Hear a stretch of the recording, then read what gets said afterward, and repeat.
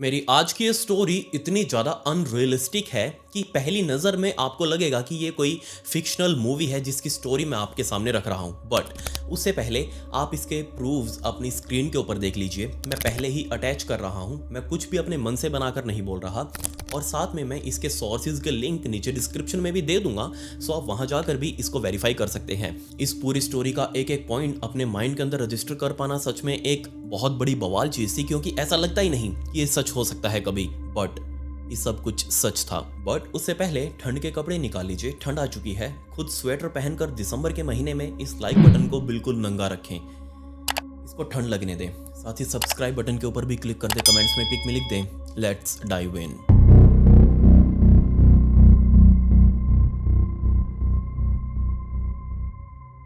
इस बेहद unbelievable incident को समझने के लिए हमें फ्रेंच प्रोविंस के जोवाडन शहर के अंदर जाना पड़ेगा।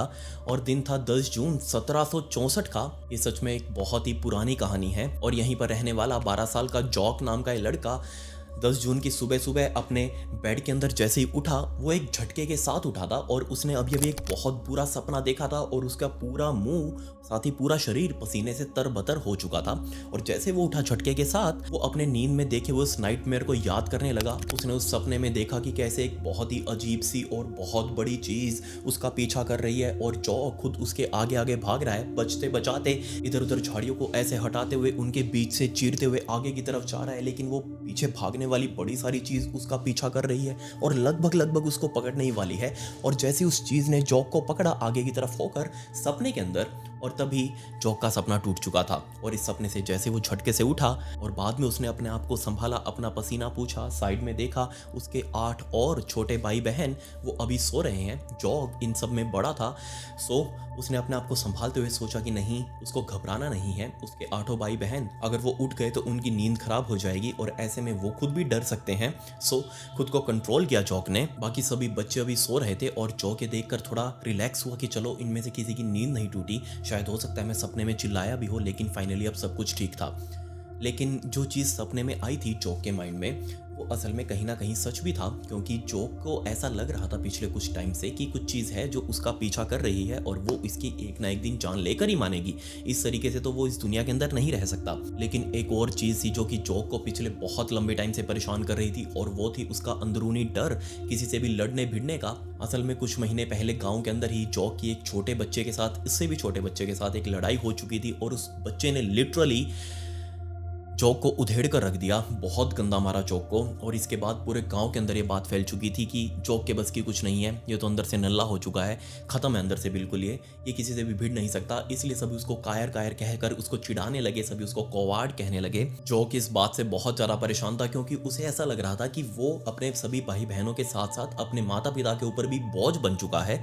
क्योंकि ये जोवाडन एक ऐसा शहर था उस टाइम पर फ्रेंच प्रोविंस का, जहाँ पर सर्दियों के टाइम पर इतनी भयंकर सर्दी कि वहाँ लिटरली कोई बाहर नहीं निकल सकता। और गर्मियों के टाइम पर ऐसी वहाँ पर बीमारियां फैलती कि बहुत सारे लोग उस टाइम पर शहर से गायब हो जाते, मर जाते। उनकी लाश मिलती तो ऐसा लगता कि जैसे बीमारी ने लिटरली उनका शिकार किया हो और उनको उधेड़ कर ऐसे फेंका हो। सो ऐसा कुछ यहाँ पर हो चुका था इस शहर के अंदर कि जो भी सबसे फिट होगा, जो भी सबसे ताकतवर होगा, वही इस बेरहम मौसम को और इस शहर की गर्मी को झेल पाएगा। अब खुद को यहाँ जॉक को ऐसा लग रहा था कि वो अंदर से बिल्कुल खत्म है, अंदर से शरीर उसका कुछ भी अच्छा नहीं है। तो उसको लग रहा था कि कहीं ना कहीं आने वाली टाइम में ये बेरहम मौसम उसके इस तरीके से जान ना ले ले। इसलिए पूरे शहर के माता पिता अपने अपने बच्चों को किस तरीके से मौसम के अंदर लड़ना है, किस तरीके से खुद को फिट रखना है, कैसे बचना है, ये सब कुछ सिखाते आ रहे थे। इनफैक्ट जॉक के माता पिता भी 8 बच्चों को यही सब कुछ सिखाते, लेकिन जॉक का इनमें से कुछ भी इंटरेस्ट नहीं था।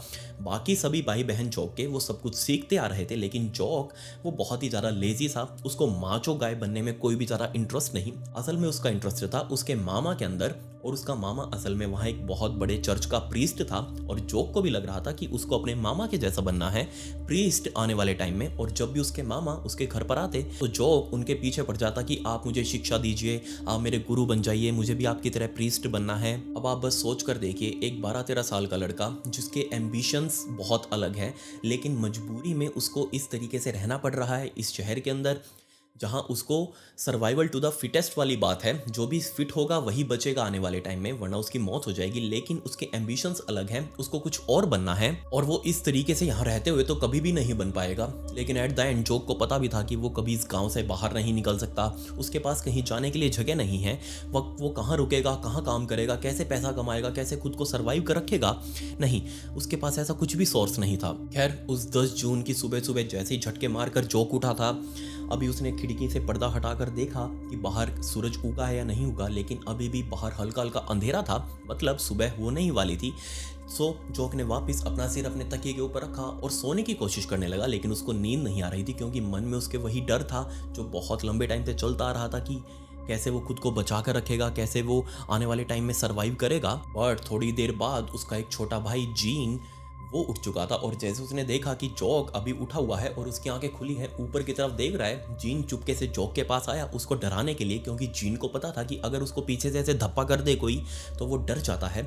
सो जीन ने आते ही तुरंत जोक को ऐसे धप्पा कर दिया, और जोक ऑब्वियसली डर भी चुका था, लेकिन अपने बड़े भाई का मजाक बनाते हुए जीन ने कहा कि हे जल्दी जल्दी उठो, तैयार हो फटाफट से, क्योंकि आज हमें अपनी भेड़ बकरियां बाहर चराने के लिए लेकर जाना है, आज हमारा टाइम है। सो जोक अपने बेड से उठ चुका था, उसने अपने कपड़े बदले और अपने भाई के साथ, जीन के साथ बाहर निकलकर अपने कमरे से उसने नाश्ता वाश्ता किया, चीज ब्रेड्स वगैरह खाए और अपने घर से भी बाहर निकल चुका था। दोनों ही बच्चों ने बाहर आकर नोटिस किया कि आज शहर के अंदर एक बहुत ही अजीब सी शांति है, क्योंकि सबके अंदर, लिटरली पूरे शहर के अंदर एक डर सा बैठा हुआ था कि अगर बहुत ज्यादा जरूरी काम ना हो तो अपने घर से बाहर ना निकलें। और इसका रीजन आपको आगे समझ में आएगा कि क्यों ऐसी बात बोल रहा हूं मैं। बट जोक और जीन बाहर निकले थे तो एक अजीब सी शांति, और उनके घर के सामने एक रोड, उसको क्रॉस करके सामने एक और बड़ा सारा बांध बनाया गया था, बड़ा सारा शेड सा लगाया गया था, और इस परिवार ने अपने सारे जानवर, भेड़ और बकरियां सारी उसी शेड के नीचे बांध कर रखी हुई थी। सो दोनों बच्चे अपने हाथ में अपनी वही डंडियां लेकर उस रोड को क्रॉस करते हुए उस शेड तक गए,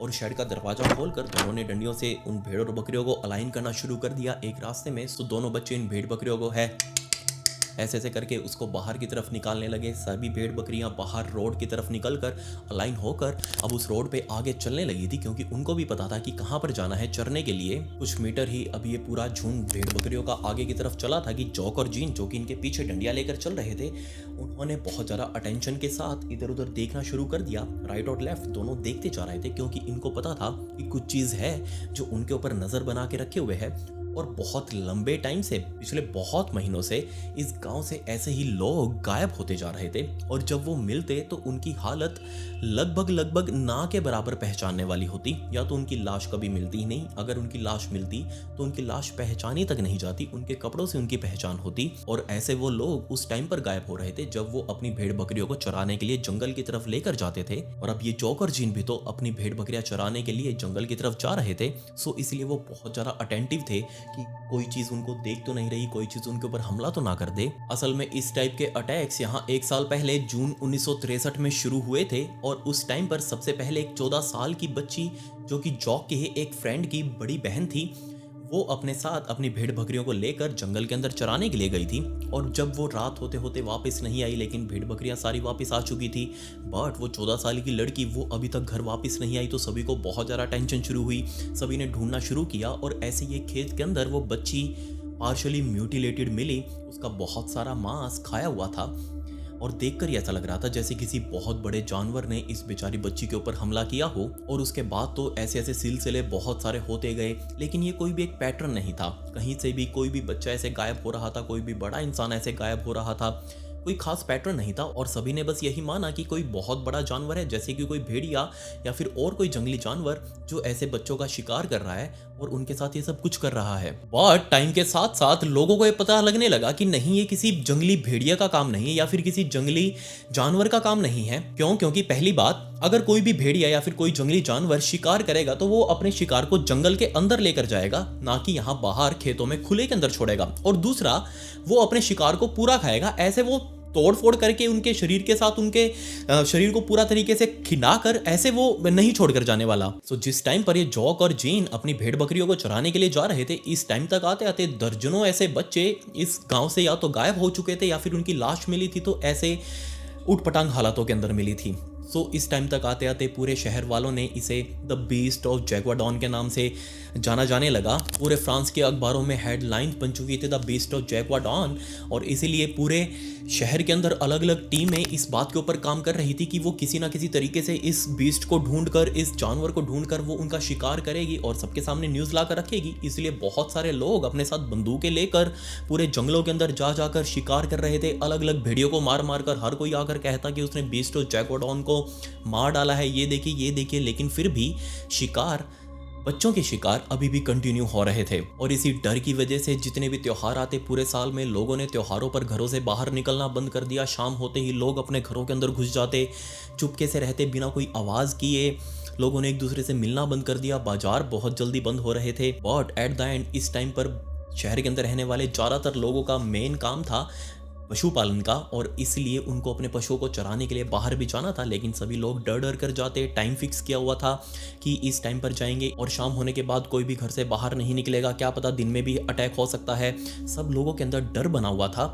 लेकिन फिर भी जॉक और जीन की फैमिली जैसे बहुत सारे लोग थे कि उनको मजबूरन अपने पशुओं को चराने के लिए जाना था। फाइनली जॉक और जीन अपने सभी भेड़ बकरियों को लेकर जंगल तक पहुंच चुके थे। एक मोमेंट पर रुककर जॉक और जीन ने पीछे घूमकर देखा शहर की तरफ, और उन्होंने नोटिस किया कि जिस रोड से वो अभी आ रहे थे, इसी रोड पर एक और बहुत बड़ा भेड़ बकरियों का झुंड आ रहा है और इसके साथ 5 और बच्चे मौजूद हैं। ये पांचों बच्चे भी धीरे धीरे कर इस ग्रुप के पास आ रहे थे इसी रोड पर होते हुए। और तभी जॉक ने नोटिस किया कि इन 5 बच्चों में से एक बच्चा वो है जिसने पूरे गांव के सामने उसको मारा था और उसकी वजह से बहुत बेइज्जती हुई थी।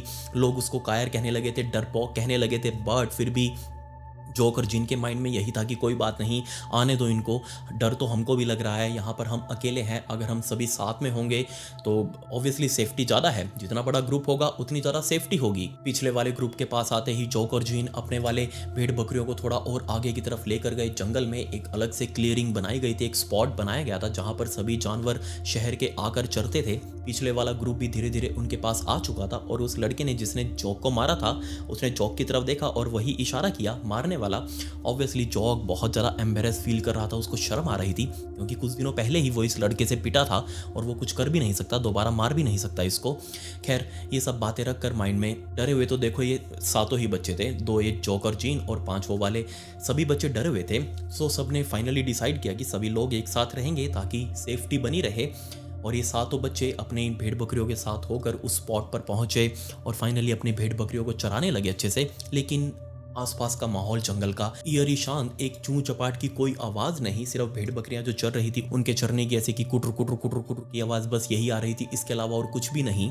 बट जीन जो कि अब बहुत ज़्यादा डर चुका था, जॉक का छोटा भाई, उसने जॉक की तरफ इशारा किया, कंधे के ऊपर ऐसे मुक्का मारा और कहा कि जॉक हम सबको बहुत ज़्यादा डर लग रहा है, अगर तुम बुरा ना मानो तो क्या तुम मुझे एक अच्छी सी स्टोरी सुना सकते हो। और ये बात 5 जो दूसरे बच्चे थे, दूसरे ग्रुप वाले, उन्होंने भी सुनी और सभी ने एनकरेज किया जॉक को कि जॉक हाँ प्लीज़ हमें वो स्टोरी सुनाओ जो तुम आमतौर पर सुनाते हो। क्योंकि जॉक एक बहुत ही अच्छा स्टोरी टेलर, पूरे गांव के अंदर ना सिर्फ ये कायरता के लिए मशहूर था, डरपोक था, बट उसके ऊपर जॉक एक बहुत अच्छा स्टोरी टेलर था। जो भी मिलता इसको ये अच्छी अच्छी स्टोरीज उसको सुनाता। सो सभी ने मिलकर डिसाइड किया कि हाँ अब जॉक एक स्टोरी सुनाएगा। अब जॉक ने सभी बच्चों को इशारा किया कि एक काम करो, सभी एक साथ झुंड बनाकर एक जगह बैठ जाओ, अपनी जो भेड़ बकरियां इनको आराम से चरने दो, इतने चरेंगी इतने मेरी स्टोरी पूरी हो जाएगी। सो फाइनली सभी बच्चे, एक पेड़ वहाँ नीचे कटकर पड़ा हुआ था, उस पेड़ के ऊपर जाकर बैठ चुके थे, जबकि जॉक उनके सामने एक पत्थर के ऊपर बैठ चुका था और अपनी उसने स्टोरी शुरू करी। सबसे पहले उसने कहा कि आप आसपास का जंगल देख लीजिए, आसपास बहुत बड़े बड़े पहाड़ मौजूद हैं, यहाँ पर बहुत ही शांत सा जंगल है, और वो जो तुमको सामने की तरफ बड़ी सारी पहाड़ी दिख रही है, उस पहाड़ी के नीचे बड़े बड़े चट्टानी पत्थर पड़े हुए हैं, और पर्टिकुलरली उनमें से एक पत्थर, वो पत्थर वहाँ पर पहले नहीं था बल्कि उसको अब यहाँ पर रखा गया है। और ये पत्थर कोई नॉर्मल पत्थर नहीं है, बल्कि अगर हम इस पत्थर को हटा देंगे तो यहाँ से नीचे एक अलग पोर्टल जाता है दूसरी दुनिया में, वहां जाने का वो रास्ता है। जॉक ने अपनी स्टोरी आगे कंटिन्यू करी, उसमें बताया कि कैसे इस पोर्टल के नीचे एक बहुत बड़ा पहले किंगडम होता था, लेकिन अब वो किंगडम पूरा उजड़ चुका है, वहाँ अलग अलग टाइप की दुनिया होती थी। और ये सब बताते हुए जॉक का ध्यान बिल्कुल भी नहीं था अपनी भेड़ बकरियों की तरफ। इनफैक्ट बाकी के जो बच्चे थे उनका भी ध्यान नहीं था। जिस बड़े बच्चे ने जोक को पीटा था वो खुद जोक की स्टोरी के अंदर इतना ज्यादा इन्वॉल्व हो चुका था कि बहुत ध्यान लगाकर वो स्टोरी को सुन रहा था। जोक ने बताया कि इस किंगडम के नीचे एक बहुत बड़ा राक्षस भी मौजूद था जो इस पूरे किंगडम को उजाड़ने की शक्ति रखता था। वो हर किसी को मारता पीटता, किसी को भी मारकर खा जाता। और सभी लोग बहुत ध्यान से स्टोरी को सुन रहे थे। लिटरली किसी का भी ध्यान नहीं था उसके आसपास की सराउंडिंग्स पर कि क्या आसपास चल रहा है, क्या नहीं चल रहा, क्या कुछ हो रहा है, किसी का भी कुछ ध्यान नहीं था। बट उस स्टोरी के अंदर आने वाले टाइम में किसी ने उस पोर्टल का दरवाजा खोल दिया और वो राक्षस जो उसके अंदर मौजूद था, वो राक्षस यहाँ से पोर्टल से बाहर निकला और उसके बाद वो राक्षस कभी अंदर नहीं गया। सुनने वाले सभी लोग इस स्टोरी को बहुत ज्यादा रियलिस्टिक वे में इमेजिन कर रहे थे। बट इस मोमेंट पर जहां स्टोरी पहुंची, इस टाइम पर एक साथ दो चीजें हुई। सबसे पहली तो जो कि स्टोरी सुना रहा था उसको एकदम से आवाजें आने लगी जैसे कोई आसपास उसके इस जंगली इलाके के अंदर बहुत तेजी से भाग रहा हो और उसके भागने की बहुत जोर की आवाज उसके कानों में आ रही हो। और दूसरा, वो लड़का जिसने जोक को मारा था वो एकदम से इस ग्रुप में से उठकर सामने की तरफ भागने लगा और इतनी जोर से भाग रहा था कि उसने पीछे मुड़कर भी नहीं देखा, एक बार भी, ना किसी से कुछ बोला। इस टाइम पर जोक को ऐसा लगा कि हो सकता है ये सिर्फ दिखाने के लिए यहाँ से भागा हो, सिर्फ अपना दिखावा कर रहा हो, कि उसको जोक को ऐसे नीचा सा फील करवाना था कि मुझे तुम्हारी स्टोरी के अंदर कोई भी मजा नहीं आ रहा और मैं यहाँ से उठकर जा रहा हूँ। और तभी जोक को एक अजीब सी स्मेल आई और ये स्मेल लिटरली उसके नाकों को जला देने वाली थी। और जब उसने इस स्मेल को देखना चाहा कि आखिर ये कहाँ से आ रही है, तब उसने नोटिस किया कि साइड में, राइट साइड में, सामने वाले साइड में उसका भाई जीन यहाँ बैठा हुआ था। लेकिन जीन अब यहाँ पर है ही नहीं। एकदम से जीन कैसे गायब हो गया और किसी ने उसको जाता हुआ भी नहीं देखा। और तभी सामने बैठे हुए बाकी बच्चों ने बहुत जोर जोर से चिल्लाना शुरू कर दिया और वो एक पॉइंट की तरफ अपनी उंगली कर रहे थे कि बार बार उधर देखो, उधर देखो। और जैसे ही जोक ने पीछे की तरफ घूमकर देखा तो लिटरली उसके कुछ दूरी पर ही, कुछ मीटर पर ही एक बहुत बड़ा 12-13 फुट लंबा क्रीचर यहाँ खड़ा हुआ था अपने दो पैरों पर। ऐसा लग रहा था जैसे एक बहुत बड़ा कोई जंगली भेड़िया जो ओवरग्रो हो चुका हो, इतने बड़े बड़े उसके बाल, और उसने अपने हाथों कि जो उसके कंधे वाली हड्डियां थी वो उसको शरीर को चीरते हुए बाहर ऐसे लटक रही थी। और यहां ना सिर्फ हड्डियां थी बल्कि उस क्रीचर के एक हाथ के अंदर, और ऐसे उसने अपनी यहाँ अंडर आर्म्स के अंदर उसके छोटे भाई जीन को दबा रखा था और जीन बहुत जोर जोर से चिल्ला रहा था। इस क्रीचर को देखते ही जोक ने बहुत जोर जोर से सामने बैठे हुए बच्चों की तरफ चिल्लाना शुरू कर दिया कि हे, यहाँ से भागो भागो, जल्दी भागो, किसी सेफ साइड पर जाओ, अपने आप को बचाओ यहाँ पर। और जैसे ये बात सुनी सभी बच्चे वहां से उठ उठकर एक एक पेड़ के पास जाने लगे, उसके पीछे छुपने लगे, किसी तरीके से अपने आप को बचाने की कोशिश कर रहे थे। किसी को भी उस टाइम पर जीन की फिक्र नहीं थी कि जीन उस क्रीचर के हाथ में है या फिर जोक भी वहीं अभी बैठा है। जोक उठने का नाम ही नहीं ले रहा।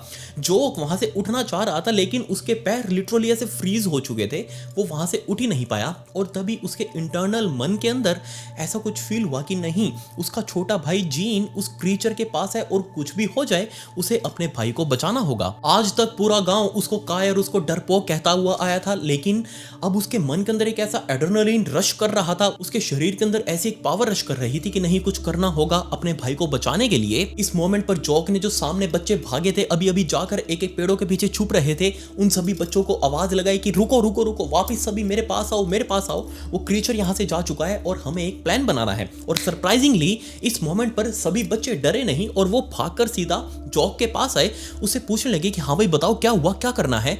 और इस मोमेंट पर जोक ने एक प्लान बनाना शुरू किया। लिटरली इस मोमेंट पर जोक पहले जैसा नहीं था, जो कि वो डरपोक सा, बहुत ही चुपचाप रहने वाला, डरने वाला नहीं। इस मोमेंट पर वो पूरे एनवायरनमेंट को लीड कर रहा था।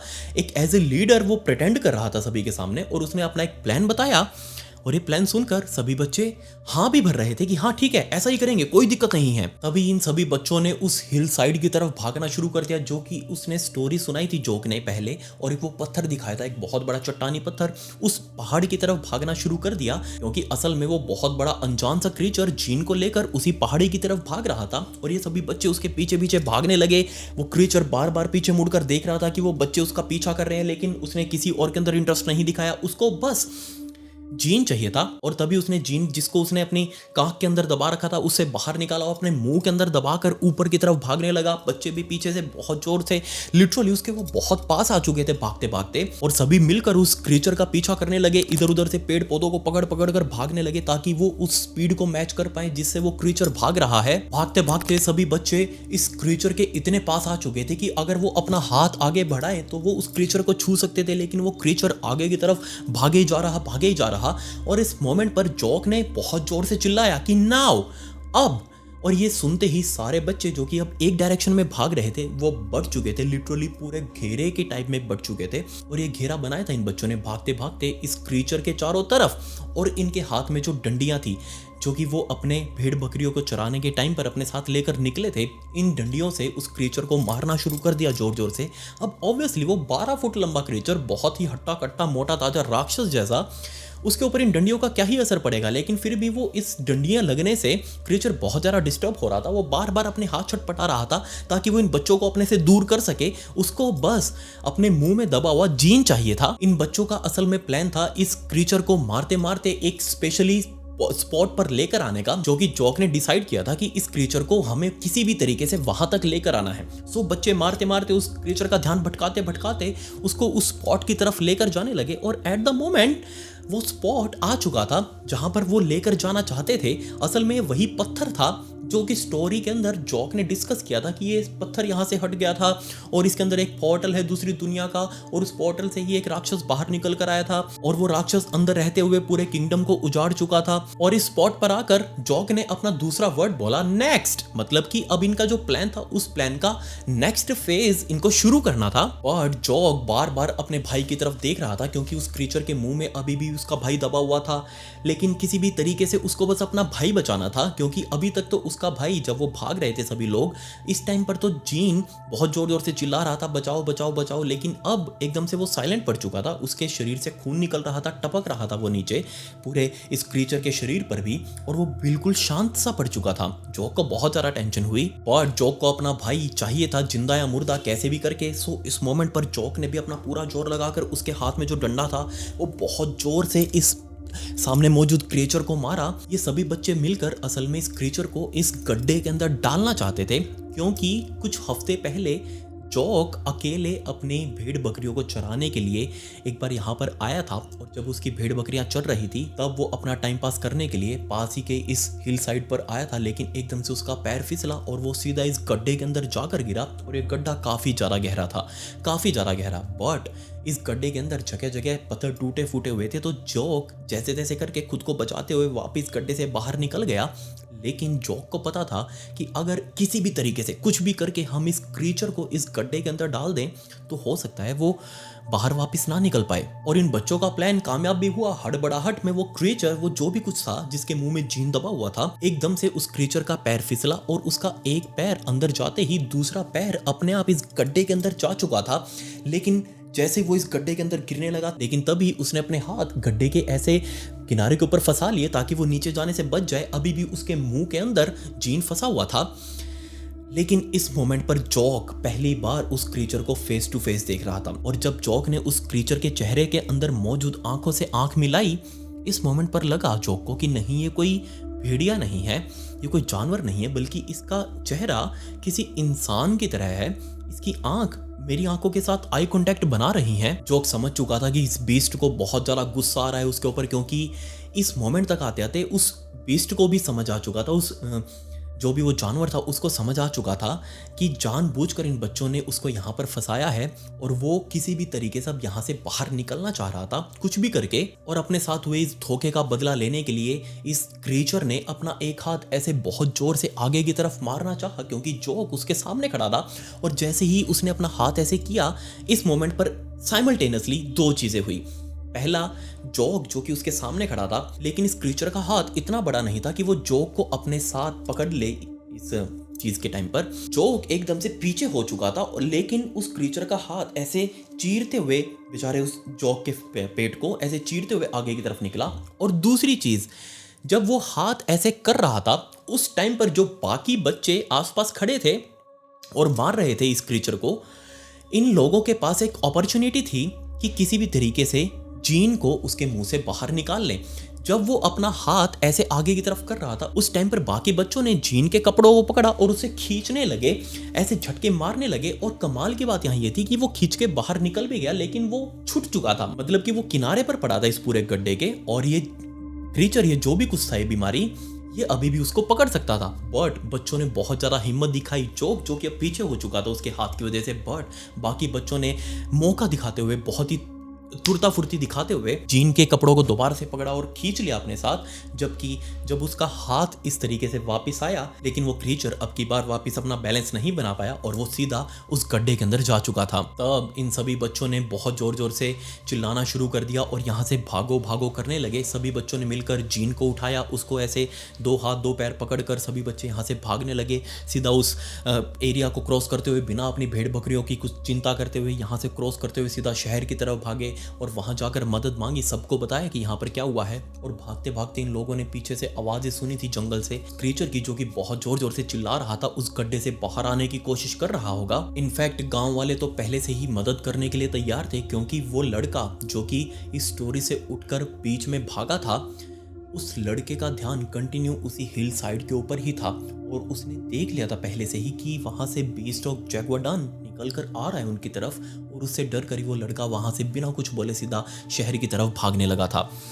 उस लड़के ने जाकर सबसे पहले आसपास के लोगों को बताया और सभी लोग तैयार कर रहे थे अपने साथ हथियार वगैरह लेकर। और जैसे ही बच्चों का एक ग्रुप जीन को लेकर ऐसे अधमरी हालत के अंदर लेकर पहुंचा, सभी लोग तैयार थे इनकी मदद करने के लिए। और वापिस ये लोग अपने साथ अब हथियार वगैरह लेकर, बड़े बड़े लोग, बहुत सारे लोग इकट्ठा होकर उस जंगल की तरफ जाने लगे। जॉक और जीन को वापस उस जगह पर नहीं ले जाया गया, क्योंकि वो दोनों बहुत ज़्यादा घायल हो चुके थे। जबकि बाकी बचे हुए 4 बच्चे वो इन गांव वालों के साथ मिलकर उस जगह पर गए। जबकि दूसरी साइड शहर के अंदर जॉक और जीन को एक घर के अंदर रखा गया और शहर का एकमात्र डॉक्टर अपने साथ दवाइयां वगैरह लेकर पहुंचा। जीन, जो कि लगभग अब मरने ही वाला था, उसका उपचार शुरू किया। जबकि जॉक, उसके पेट में ऐसे निशान थे, गहरे गहरे निशान, जैसे किसी ने चीरा लगाया हो, लेकिन वो असल में बीस्ट ऑफ जैगुआर्डन के निशान थे, उसके हाथों के निशान थे। सबसे पहले जीन का इलाज प्राइमरली शुरू किया गया और कमाल की बात यहाँ ये थी कि उसके स्कल के अंदर भी फ्रैक्चर आ चुका था, क्योंकि जिस टाइम पर वो गिर रहा था, वो बीस्ट ऑफ जैगुआर्डन उस गड्ढे के अंदर गिर रहा था, उस टाइम पर वो बहुत झटके से गिर रहा था और वो झटका सीधा बेचारे जीन को भी लगा था, क्योंकि वो उसके मुंह के अंदर था। जैसे वो झटका लगा, जीन का स्कल अंदर से फ्रैक्चर हो चुका था। बट अल्टीमेटली जीन ने भी फुल रिकवरी करी। जबकि दूसरी साइड जॉक, जिसके घाव बहुत ज़्यादा गहरे तो थे, लेकिन अंदरूनी अंग वो बिल्कुल ठीक थे, उनको कोई भी हानि नहीं पहुंची थी और जॉक ने भी फुल रिकवरी करी। और दूसरी साइड 4 बच्चे जब उस हिल साइड पर पहुंचे, वो गड्ढा दिखाया तो उस गड्ढे के अंदर कुछ भी नहीं था, उसका एंड भी नहीं दिख रहा था। बट गांव वालों को लग रहा था कि हो सकता है वो बीस्ट ऑफ जैगुआर्डन अभी भी अंदर ही हो। सो उन्होंने ऊपर ही ऊपर ऐसे अंधाधुंध फायरिंग करनी शुरू कर दी, नीचे बारूद वगैरह लगाकर काफी सारे अंदर बम वगैरह फोड़े, लेकिन कुछ भी अंदर फील नहीं हुआ। बीस्ट ऑफ जैगुआर्डन शायद वहां से बाहर निकल चुका था, लेकिन शहर वालों ने अपनी सेफ्टी करने के लिए एक बड़ा सारा पत्थर, ये जो गड्ढा था, इसके मुहाने पर रख दिया, ताकि अगर बीस्ट ऑफ जैगुआर्डन अंदर हो तो वो बाहर ना निकले। बट आने वाले 2 सालों तक बीस्ट ऑफ जैगुआर्डन ने इस पूरे शहर के अंदर अपना आतंक मचा कर रखा और वो कंटिन्यू लोगों को मार रहा था, कंटिन्यू बच्चों को ऐसे अगवा करके उनकी ये हाल कर रहा था। मतलब साफ था कि उस दिन बीस्ट ऑफ जैगुआर्डन वहां से बाहर निकल चुका था। तब दिन आया 17 सितंबर 1767 का, यानी कि उस घटना को हुए भी तकरीबन 3 साल से ऊपर का टाइम बीत चुका था। इस दिन फाइनली एक हंटर के सामने ये बीस्ट ऑफ जैगुआर्डन आ गया और किस्मत से उस टाइम पर उस हंटर के पास अपनी एक बड़ी सारी राइफल थी और उस राइफल से उसने बीस्ट ऑफ जैगुआर्डन का शिकार किया। और जब ये लाश पहली बार लोगों ने देखी तो उनको विश्वास हुआ कि हाँ, यही चीज़ है जो ये आतंक मचा कर रखे हुए थी। और इसका प्रूफ उन 7 बच्चों ने भी दिया कि हाँ, उस दिन हमने इसी को देखा था, यही हमारे जीन को ऐसे मुंह में दबाकर यहाँ से भागा था। इस पॉइंट तक आते आते 100 से भी ज़्यादा बच्चे या फिर बूढ़े या फिर जो भी जवान लोग मिलाकर तकरीबन 100 से भी ज़्यादा मर्डर इस बीस्ट ऑफ जैगुआर्डन ने किए थे। जब सरकार के सामने ये लाश आई एक अजीब से क्रीचर की, तो इसकी ऑटोप्सी करवानी उस टाइम पर जरूरी समझी कि आखिर ये है क्या बीमारी,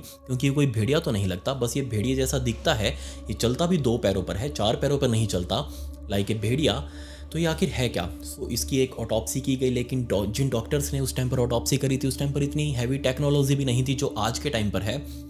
तो जो उस टाइम पर मौजूद था उसी से ऑटोप्सी की गई, लेकिन किसी को भी समझ नहीं आया कि आखिर ये है क्या, ये इंसान है, जानवर है, क्या बीमारी है। बट इस ऑटोप्सी के अंदर जब उस बीस्ट ऑफ जैगुआर्डन का पेट काटा गया अंदर चेक करने के लिए, तो अंदर काफ़ी सारे इंसानों के टुकड़े थे, मतलब कि जिसको इसने खाया था उनके टुकड़े अंदर मौजूद थे, अभी भी अध बचे हुए। बट इस पूरे इंसिडेंट का एकमात्र हीरो जॉक, जो कि इस पूरे शहर का सबसे कायर बच्चा माना जाता था। सभी उसको डरपोक कहते थे। लेकिन इस इंसिडेंट के बाद से जॉक ना सिर्फ पूरे जैकवार्डन शहर के अंदर बल्कि पूरे फ्रांस के अंदर इतना ज़्यादा फेमस हुआ कि जॉक पूरे फ्रांस का लिटरली सेलिब्रिटी बन चुका था। जहाँ भी जाता जो लोग उसको अपने पास खाना खाने के लिए बुलाते, क्योंकि वो एकमात्र सर्वाइवर था जिसने उस बीस्ट ऑफ जैकवार्डन से लड़ाई करी थी फेस टू फेस आकर। इनफैक्ट ये स्टोरी उस टाइम पर फ्रांस के अंदर इतनी ज़्यादा वायरल हुई थी, लोग वर्ड ऑफ माउथ की ही उस टाइम पर तो मार्केटिंग थी, उस टाइम पर कोई सोशल मीडिया नहीं थी।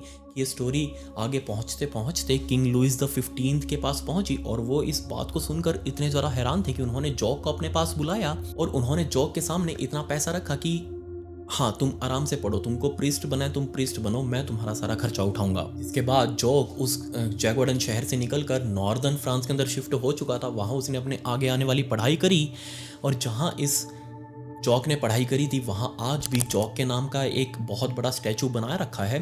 आप अपनी स्क्रीन के ऊपर देख सकते होंगे, ये स्टैचू आज भी वहाँ पर खड़ा हुआ है जिसके अंदर जॉक एक डंडे के साथ एक बहुत बड़े क्रीचर के साथ लड़ता हुआ नजर आएगा। खैर आप मुझे बताइए कि आपको ये स्टोरी कैसी लगी। ये कोई मनगढ़ंत स्टोरी नहीं है, मैंने आपको पहले ही बता दिया।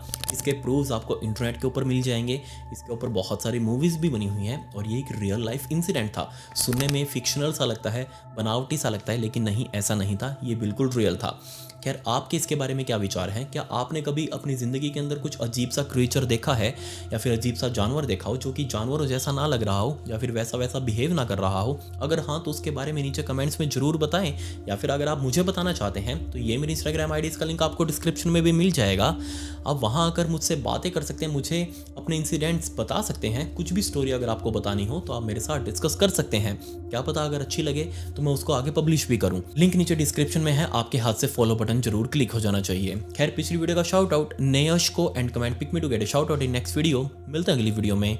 ये वीडियो देखने के लिए धन्यवाद।